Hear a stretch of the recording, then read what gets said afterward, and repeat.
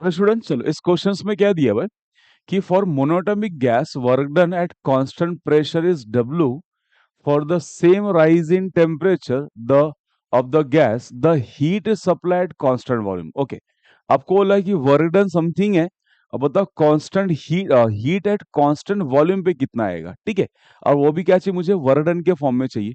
तो पहले मैं वर्क डन मार्क कर लेता हूँ। वर्क डन का फॉर्मूला कितना होता है अपने पास, पी डेल्टा वी।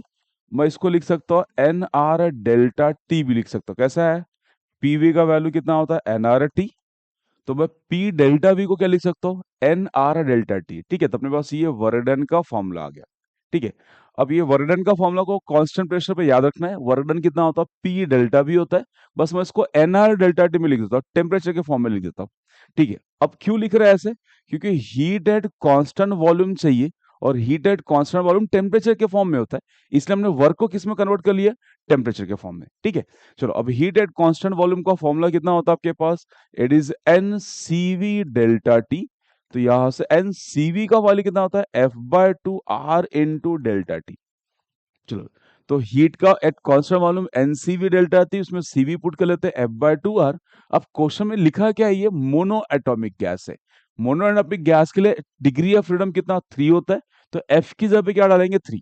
तो यहां से अपने पास कितना होगा, ये 3/2, एन को आगे लिखता हूं, is n into r into delta t. अब ध्यान से देखो, यहां से एन आर डेल्टा टी का वैल्यू कितना, ओमेगा है। तो यहां पे मैं क्या कर सकता हूँ, इस 3/2, और सॉरी ओमेगा मतलब डब्ल्यू दिया है, तो ये कितना आ गया अपने पास, एन आर डेल्टा टी की जगह पे क्या डालता हूं, मैं डब्ल्यू पुट कर लेता हूँ। तो मेरे पास हीट एट कांस्टेंट वॉल्यूम कितना आ गया, 3/2 डब्ल्यू, या इसको लिख सकते हो 3W डिवाइड बाय 2 है क्या ये option, that is option b.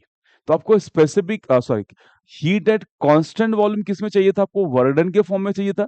तो आपने वर्डन का पहले फॉर्मूला लिख दिया, अब इसको टेम्परेचर के फॉर्म में क्यों कन्वर्ट कर लेना है, बिकॉज मेरे पास heat at constant volume temperature के फॉर्म में आता है।